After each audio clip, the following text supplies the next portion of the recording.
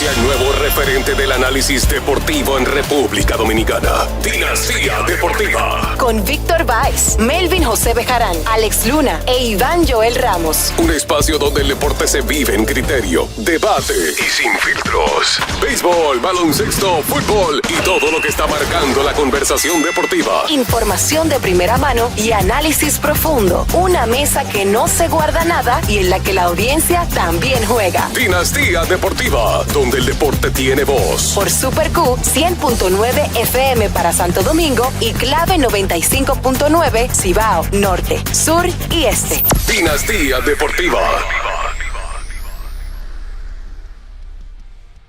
Saludos amigos, muy buenas tardes, bienvenidos una vez más a Dinastía Deportiva por Clave 95.9 FM y desde la 1 de la tarde por la Super Q 100.9. Aquí estamos Alex Luna, Iván Joel Ramos, Víctor Báez y quien les habla Melvin José Bejarán. ¿Cómo usted se llama? Que se me olvidó. Rolando Fermín Jr. Rolling Jr.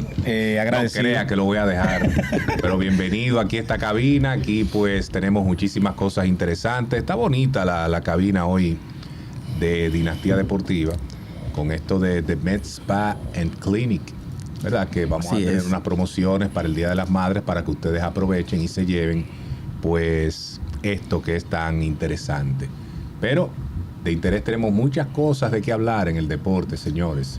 El sindicato tiró una propuesta que vamos a analizar aquí, que es interesante, a ver si se ponen de acuerdo temprano, no lo duda, pero por lo menos el sindicato dejó caer algunas cositas. Christopher Sánchez, increíble. Y la Liga Nacional de Baloncesto, señores, está dando un final fuera de serie con ese panorama clasificatorio donde vamos a necesitar de la última jornada de la serie regular para definir quiénes van a avanzar a la fase de eliminación, que déjenme decirles que va a comenzar inmediatamente el domingo. Ahí no se va a descansar. El viernes los últimos juegos de la regular y el domingo de una vez van a jugar los 6 equipos que hayan avanzado a la fase de eliminación de la Superliga de la LNB. Muchachos, bienvenidos a Dinastía Deportiva. Muchísimas gracias, saludos muchachos, y definitivamente tomarme estos minutitos para agradecer todas las muestras luego de nuestra primera intervención directa antes de ayer y sobre todo luego de los comentarios que realizáramos con el tema de la Liga Nacional de Baloncesto, pues la gente que nos escribía a través de Instagram, a través de X, pues obviamente aceptados y qué bueno que están en sintonía con nosotros aquí en Dinastía Deportiva. Sumamente interesante lo que se nos presenta de aquí en adelante, el béisbol de Grandes Ligas, como señalaba Melvin, pero yo creo que todas esas informaciones y esperar lo que va a pasar hoy con esta serie de San Antonio y el equipo de Oklahoma, Víctor. Saludos muchachos, saludos a la audiencia que día a día nos acompaña aquí en Dinastía Deportiva.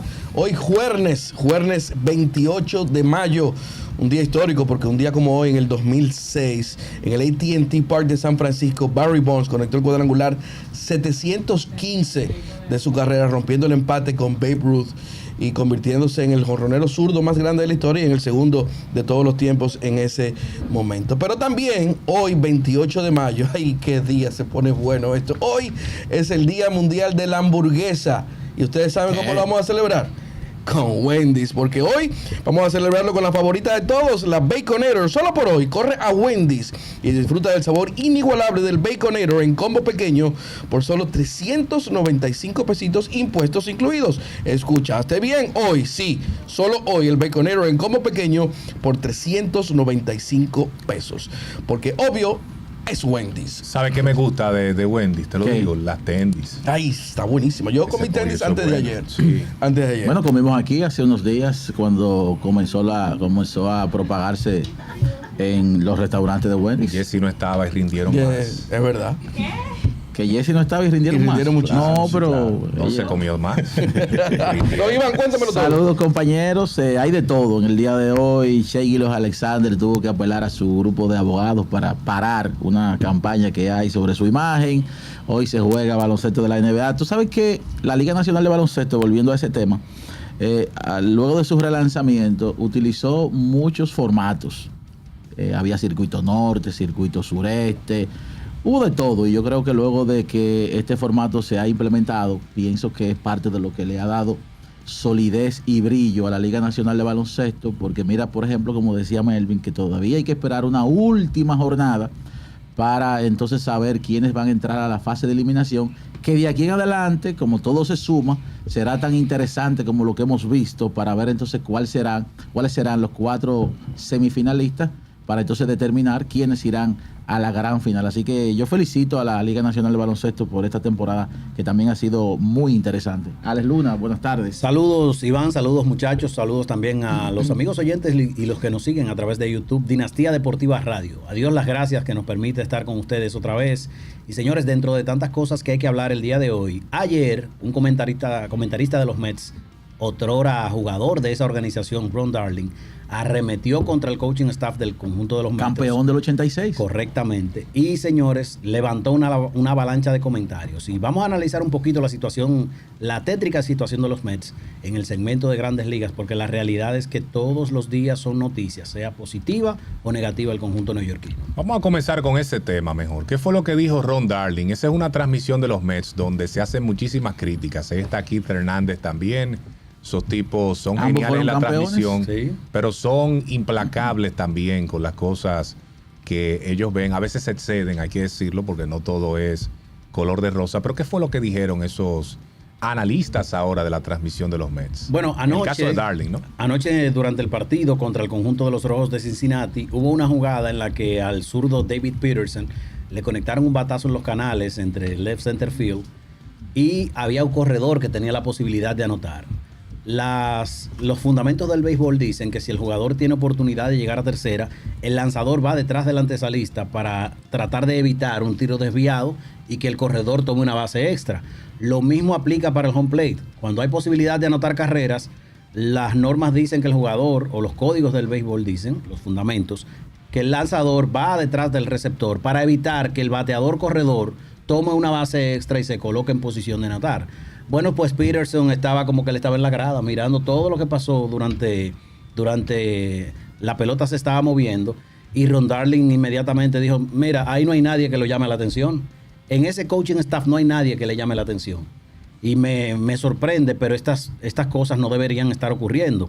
Luego del partido, el dirigente Carlos Mendoza también reaccionó y dijo que él entiende que esas cosas no se corresponden con el coaching staff, defendiendo a su staff de coaches, pero que luego del partido se iban a hablar ese tipo de cosas con los jugadores porque son fundamentos del béisbol que deben cumplirse.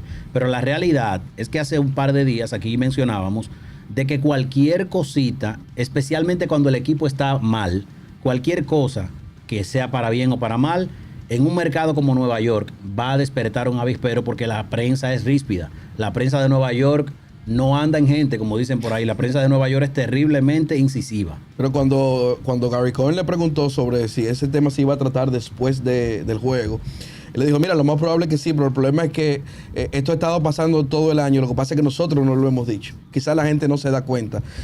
Y obviamente él no estaba muy optimista con que esto se pudiera reparar precisamente por eso. Porque él dice, no es la primera vez que pasa. Quizás es la primera vez que lo decimos al aire. Tú sabes que enlazando lo que mencionamos con lo que dice Melvin, Ron Darling hace el comentario y el otro comentarista, el narrador, que es apellido Cohen, Gary Cohen, lo mira sorprendido como que, y es verdad que tú estás haciendo esos comentarios. Ese es el más tranquilo. Pero Darling después que ve que están metidos en la avalancha, el tipo trata de meterse en la conversación, pero quizás no acusando directamente al coaching staff. Y tú sabes qué es lo que pasa con ese tipo de comentarios, que adquieren, si se quiere, directo o indirectamente, más peso.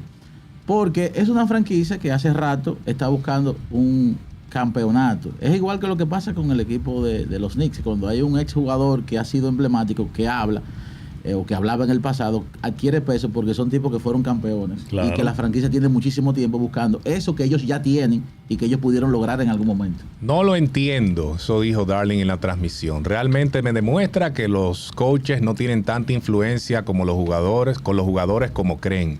Porque alguien debería criticar a alguien en algún momento, pero no lo hacen porque no quieren molestar a nadie. Hay que defender las bases siempre, dijo Ron Darling. Esas son cosas, mi opinión sobre esa situación. Esas son cosas que se dan en equipos que están perdiendo solamente. Cuando se está perdiendo, cuando una temporada se convierte en un fracaso, inmediatamente comienzan los señalamientos. Porque ¿qué quiere Ron Darling? Que públicamente un coach le dé una reprimenda a un pelotero delante de todo el mundo. ¿Qué va a resolver eso? ¿Qué va a resolver eso dentro del equipo de Nueva York y dentro de cualquier organización? Más bien, si ellos hacen eso así públicamente y producen ese show, eso es lo que va a traer más problemas. La posición de Carlos Mendoza es la sensata. Después del juego hablan ese tema, corrigen esas cosas, pero en medio del juego, que parece que eso es lo que quiere ver Ron Darling, eso no se puede hacer. Y tú sabes que ayer no trascendió tanto porque aunque estamos hablando del mercado de California, los Gigantes de San Francisco en este momento no es un equipo que está en el panorama, a pesar del gran mercado que tiene. Pero ayer Héctor Borg, que es el coach de tercera de los Gigantes de San Francisco, mandó para el plato a Willy Adames. Y parece como que físicamente Adames no estaba listo para correr las bases. Al final del día fue puesto out. Esa carrera fue importante para el conjunto de los Gigantes. Y en el postgame hubo un periodista que le preguntó sobre eso. Y Adames señaló directamente a Borg. Literalmente lo señaló a Borg. Esas son cosas que, como dice Melvin, trascienden solamente en equipos que están perdiendo, y por eso menciono el tema de los Gigantes, porque en este momento están teniendo una terrible temporada. Yo creo que viendo sobre todo el tema de los Mets, son situaciones que como que uno no se imagina que puedan acontecer viniendo desde este cuerpo de narradores, sobre todo jugando en casa, pero como señalaban ustedes, pues al final es parte de la desesperación que está este equipo de los Mets en sentido general. Una nómina bastante alta, no han podido encontrar la manera, unas lesiones que han estado afectando. Ayer se vio previo al partido ya a Francisco Lindor pues entrenando y ojalá pues pueda estar de regreso pronto. Y en el caso de los Gigantes, pues yo creo que estos dos equipos pues estaríamos hablando de dos desastrosas temporadas, sobre todo poniendo de manifiesto lo que ellos hicieron antes de comenzar esta campaña. Gary Cohen le dijo en la transmisión a Ron Darling, pero tú no crees que eso, después del juego, eso se trata y eso. Y él dijo, puede que sí, pero no se aborda como debería. Eso dijo Ron Darling. Es que no va a dar su porque si se abordara, comentario así. si se abordara, esto no pasaría, y esto sucede en cada partido, dijo Ron Darling. Eso también, eso para mí es grave. Básicamente, un comentarista, narrador o comunicador de una cadena oficial está diciendo que ahí nadie está haciendo su trabajo. Pero yo creo que le exageró ahí. Yo creo también que lo exageró y nace de la impotencia de lo que mencionaba Rolling, la impotencia de que este equipo, la nómina dice que debe competir y está teniendo el peor desempeño de los equipos que se proyectaban para competir. Carlos Mendoza habló después del juego, le preguntaron específicamente sobre esa jugada. Él dijo que evidentemente fue un error mental de Peterson, que él iba a hablarlo con él después del encuentro de pelota. Sí, es que eso es después del juego, y que eso, di que en medio del juego, una reprimenda, estar hablando esas cosas. ¿Tú recuerdas que Don Biembo a veces hacía de Ron Darling? Oye, me quitaste la palabra de la boca. Sí, Don Biembo en la prueba que venía del Licey le daba su reprimenda al cuerpo al manager, sobre todo. Sí. Él cancelaba dirigentes. Biembo votaba manager. Sí, era el Ron Darling de los Tigres del Licey. O sea, el dirigente estaba cancelado en cabina primero. Y si la cosa seguía mal, entonces el Licey, que es un equipo con la mecha corta, también lo cancelaba el dirigente. Eso sucedió mucho de grata recordación, sí. Señores, el sindicato de peloteros del béisbol de Grandes Ligas puso a rodar algunas propuestas para los dueños de equipo, a ver si se van poniendo de acuerdo con el nuevo convenio colectivo, lo que ellos creen que deben mejorar para el siguiente convenio colectivo. Y entre los puntos, resalta aquí incrementos significativos en los salarios mínimos del roster de 40 jugadores, incluyendo un salario mínimo de Grandes Ligas, que sería de 1.5 millones a partir del 2027. El actual, si no me equivoco, es casi 800, ¿verdad? Sí, casi 800. O sea, el doble prácticamente quieren ellos que suban. Expansión del programa de bonos por rendimiento prearbitraje, distribuyendo más dinero entre los jugadores. Expansión de la elegibilidad para arbitraje salarial. Mejoras en compensación y garantías contractuales para jugadores en arbitraje salarial. También expansión de reglas dirigidas a combatir la manipulación del tiempo de servicio. Ese es un punto yo creo que muy importante, porque es que hay equipos que aprovechan eso con los peloteros que van subiendo y lo dejan abajo un ratico para ganar un año de control sobre el pelotero. Ese tema es importante también porque en las negociaciones pasadas se tocó ese tema, pero el sindicato como que se dejó tumbar el pulso con ese tema. Quieren también que eliminen la oferta calificada y las penalidades para los clubes que firmen agentes libres. Lo que pasa es, perdóname Melvin, lo que pasa es que ellos ceden ante esa situación porque ellos recibieron el beneficio del salario mínimo de los jugadores. O sea, es un tema de ceder y ganar. Por eso ellos están poniendo el salario mínimo, que Melvin va a hablar de eso a continuación, de 1.5 millones de dólares. Lo de la oferta calificada, eso limita un poco a los jugadores con acuerdos con otros equipos que dicen, espérate que yo no quiero ceder un pick por firmar ese pelotero que tiene la oferta. Correcto. Y se salen del mercado y ahí mismo dicen, no, que lo firme otro, y otro se arriesga al final, pero eso le cierra puertas. En el 2022, por ejemplo, Jacob deGrom sale vía agencia libre del conjunto de los Metros, y ese pick que recibe el conjunto de los Mets hoy es el prospecto número 2 de la organización, que es AJ Ewing, que lo subieron recientemente a Grandes Ligas. Aumento de beneficios para clubes de menores ingresos que pierdan jugadores en la agencia libre es otro punto también que ellos destacan. Incremento del umbral del impuesto de lujo y eliminación de penalidades no monetarias. Agencia libre calificada para jugadores con 5 o más años de servicio que hayan cumplido 30 años. Además de un nuevo impuesto de integridad competitiva para clubes que no cumplan con los mínimos de nómina. Y expansión de la lotería del draft para quitar el interés de los equipos en el tanking, ¿verdad? Que no se metan en eso de tanking y que para tener una mejor selección. Esos son algunos de los puntos que propone el sindicato. Hay que ver hoy, antes de que hablemos de cada punto, porque yo creo que es importante que lo toquemos casi todos de manera puntual. Hoy Grandes Ligas va a presentar sus propuestas también. Y así ya mañana uno va a tener, cuando estemos de vuelta en el aire, vamos a tener una mejor idea de qué tan lejos están entre cada punto. Por ejemplo, en el primer punto que mencionaste, el aumento de a 1.5 millones del salario mínimo. Obviamente ellos están pidiendo esa cantidad, pero lo más probable es que lo veamos más cerca de $1 millón. 900, $1 millón. 900, $1 millón al final de la negociación. Que eso para mí saldría bien para los peloteros, $1 millón. Por eso ellos elevaron la cifra a $1,5 millones. Pero con la terquedad que van a tener ambas partes, cuando digan $1 millón, tú sabes que ellos van a tratar de subir un poco como quieran. Esto yo lo veo como una jugada muy inteligente por parte del sindicato de peloteros. Primero, están declarándole claramente de frente la guerra a lo que quieren los dueños. Un tope salarial, porque los dueños quieren un tope salarial para dos cosas muy puntuales: que las franquicias adquieran más valor y que ellos obviamente tengan más ganancias. Pero con estas propuestas del sindicato, primero se adelantan a la contrapropuesta de la otra parte y le están diciendo claramente que con estas propuestas se puede competir, desde los equipos pequeños pueden comenzar a competir con esas medidas sin necesidad de haber un tope salarial. A mí me parecen muy inteligentes de momento, hasta esperar a ver cuál será la contrapropuesta de la otra parte. Ustedes pueden estar seguros de que la contrapropuesta de MLB va a agregar una reducción significativa en los montos que hemos visto ahí. Porque, como dice Iván, a todas luces aquí hay un tema de que son los patronos los que están parados en dos patas, como dicen por ahí. Sí, porque si tú le pones nombre y apellido a esto, ¿qué está diciendo el sindicato básicamente? ¿Ustedes quieren competitividad?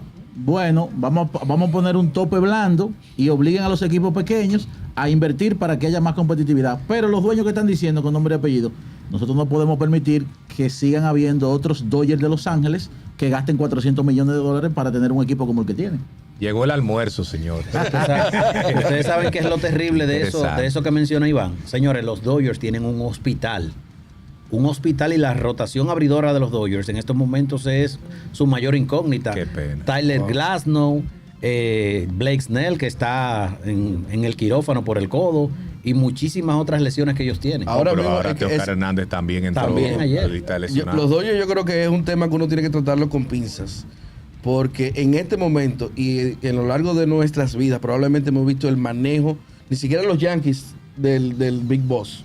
Sí, porque los Dodgers, aparte de que están gastando dinero, tienen de las mejores fincas. Pero que ellos le están pagando los $700 millones en diferido a Shohei Ohtani. Y el caso de Kyle Tucker está ganando $1 millón en su primer año. $1 millón.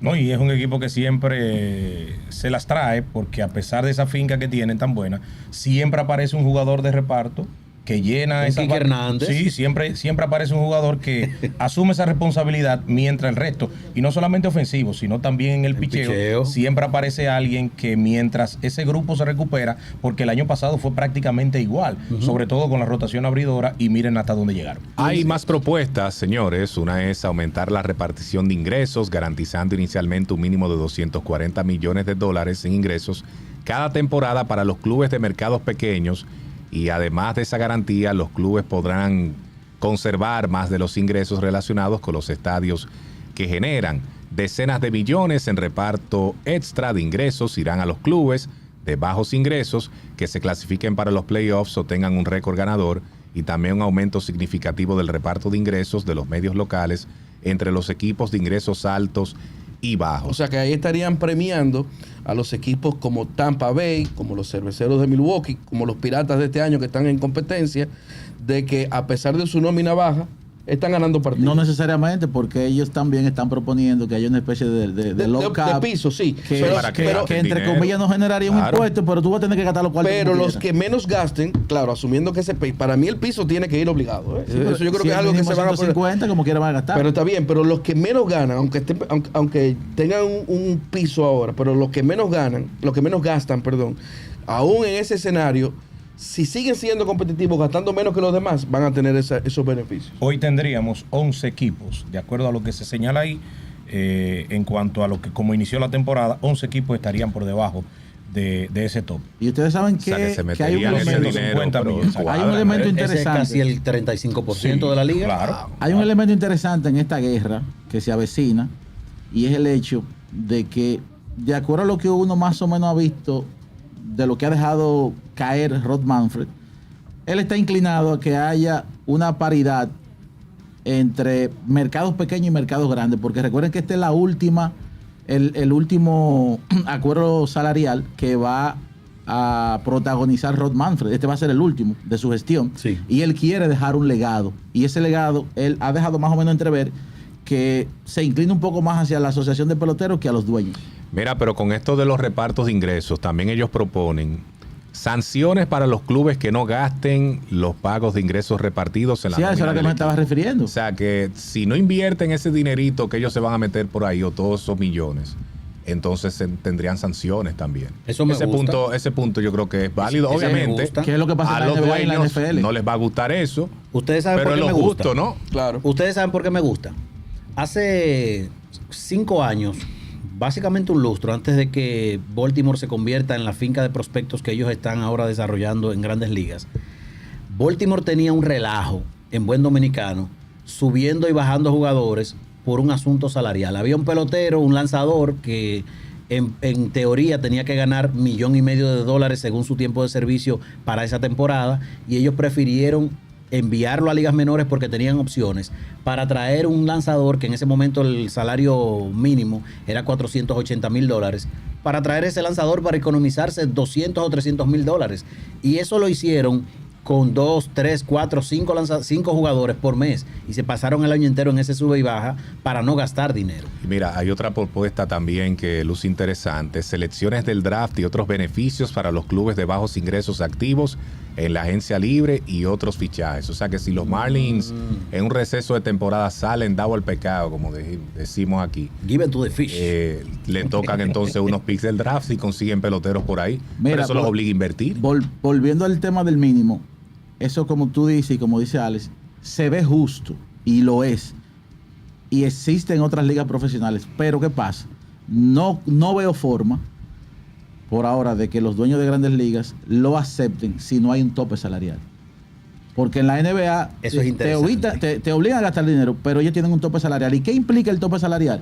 Que al día de hoy hay franquicias de la NBA que se han vendido hasta en $10,000 millones, cuando los Padres de San Diego se vendieron en $3,900. Es por eso hay que una diferencia del cielo a la tierra.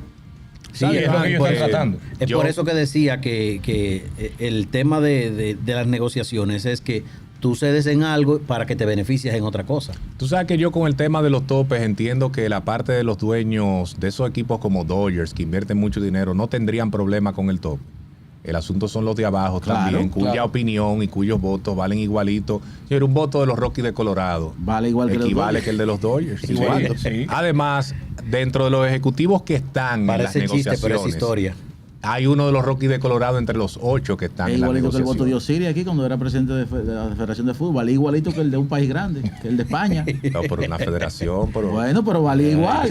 Es un equipo de Grandes Ligas. Deje eso, una señor. federación que era lo más lejos que llegaba la Ah, federación en bueno, ese entonces. pero el valía equipo. igualito ese voto. De verdad, valía. O sea, que uno, que el de España, Igualito, mundialista, era un Brasil, voto- Argentina, era un voto igual. El mismo voto que el de Osiris. Que el de Osiris.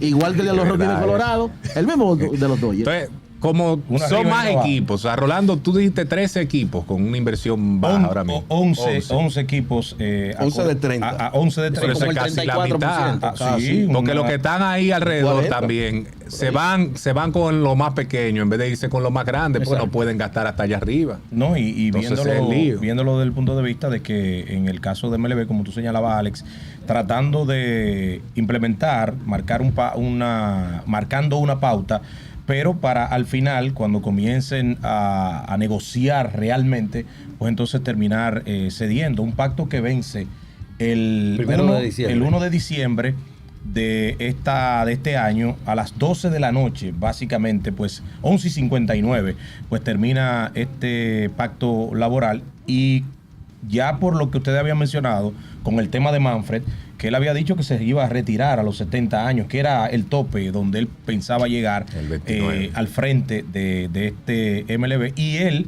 que en pactos anteriores había sido esa figura determinante, porque en el caso cuando estaba Bob Seeley, él era quien le tocaba negociar en ese momento esa parte. Es Y correcto. ojo que Manfred es un empleado de los equipos. No Claro. se crean ustedes que están en sintonía con Dinastía Deportiva, que ese es el jefe y que Vela lo que por los diga intereses Manfred de los eso equipos. es. No, él tiene que... Los jefes de Manfred son los 30 dueños de equipos del béisbol de Grandes Y ha Ligas. sido colocado ahí para eso. Pero estoy viendo aquí qué empleadito también. que gana 26 millones de dólares al año. Y no es el gran jefe. Y no es el gran jefe. Los Wow. jefes Y son los probablemente 30 dueños. creo que tampoco es uno de los que más gana en Y tú cuanto a los sabes que comisionados. hay Exacto, Goodell creo que hay un Sí, punto sí. interesante, y es que el hecho de que esto comienza a darse en un momento en que el sindicato pierde a su principal figura, que fue por varios años el caso de Tony Clark, que ahora mismo, ¿verdad? No hay como una figura de peso. Es un malito, Tony la, Clark. la pueden nombrar mañana esa persona, pero al día de hoy no hay una figura de peso que esté al frente de eso y que salgan los titulares. Ah, Es pero un mira, maldito Tony Clark, ¿verdad, Melvin? tiene problemas Bueno, serios claro. ahora mismo Tony Clark. No quisiera uno estar en sus Tiene una zapatos reta en con este cola. momento. Señores, pero lo del salario mínimo, lo de incrementarlo, no es que se quedaría en 1.5 y mientras el convenio siga se quede en 1.5, no. 1.5 en el 27, bajaría o subiría a 1.65 en el 2028, 1.82 en el 29, 2 millones en el 2030 y 2.2 millones en el 2031. O sea que de ahí, del nuevo convenio, hasta que termine en el 31, entonces estamos hablando de que los peloteros tendrían un salario mínimo de 2.2 millones. No creo que Esa sea. yo no creo que los Esa propietarios de está Grandes difícil. Ligas la acepten. Eso está difícil. Pero es que Un con la aumento muy propuesta grande. inicial ya a mí me parece una exageración. Y parece poco, o sea, parece, no, son 2 milloncitos, eso no es nada. Bueno. Sí, pero de grano en grano, ¿cómo es que dicen? Se Tú llena el sabías buche la que, gallina. llena tú la sabías gallina el que buche. bueno, Chris Duarte se ganó 17 millones por ser pick 13 de la NBA. ¿Y cuál es el salario mínimo de la NBA, muchachos?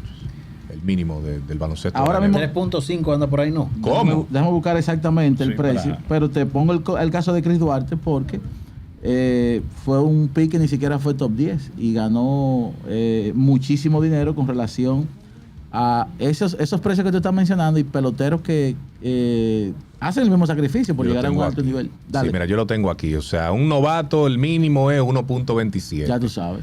Un año de servicio le sube a 1.86. 2 años de servicio, 2 millones, 2.09. 3 años de servicio, 2.16. Y cuando tú eres un viejete como Udonis Haslem, que te tienen ahí con salario mínimo, son 3.63 millones. Pero en la eso NBA. mediante Que, un por cierto, se ganó mediante buen un tope dinero salarial. en sus Bueno, últimos entonces años. lo que está pidiendo el sindicato, viendo lo que está pagando la NBA de salario mínimo, no es descabellado. Sí, pero vuelvo y te digo, la NBA lo hace porque hay un tope salarial y las ganancias de los dueños son de una repartición, creo, de un 51% para ellos. Exactamente.